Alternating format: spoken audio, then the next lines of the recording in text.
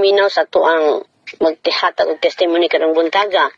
Ang atong magtihatag testimony way lain kung dili ang mama ni Brad John o Rabbi, si Sister Sebastiana. Sis, imuhan ng turn, sis. Isunan, may buntag no, na ako mga mas dapat dire, and then di lang may mag-open cam kay among internet kuan kayo ilog. Sige, sa akong mama. May buntag sa tanan.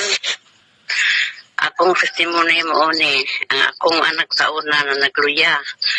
So walo sila kabuk nga nagdungan og luya. Katong ilang sakit nga dalak bitaw dayon ang iuban nag-ubo, hilanap, kalibanga.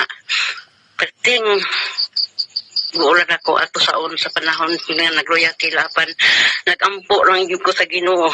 Nga Ginoo, nikaingon ko Ginoo, may taong naog ka o magina sa kay imo ko istorya nga maayo intan akong anak ay maunta ka kuog naiusan nila nga mawala tayo nang liwalo ka buok ang nagdungan dayon wala pa ko'y masugo ang akong bana ini kaadlaw mubra siya kay ipalit og tambal karoy sa Ginoo ipanalangin nginan akong mga anak nga buhi itila kay ini ang among nga silingan taon ang ilang mga anak ini kabuntag duha ka patay apan ang among tingwa sa aking bana nga ampo lang yun ang ako lang gitambal nila nga walo kung kabuk no nga anak namo nga nagluya bugaya na ra yun ang among gitabang og tambal musa nga maayod ang Ginoo kay iyang kung gitubag sa among mga pag-ampo murag di among gitambal apan ang akong ang akong ulahi nga na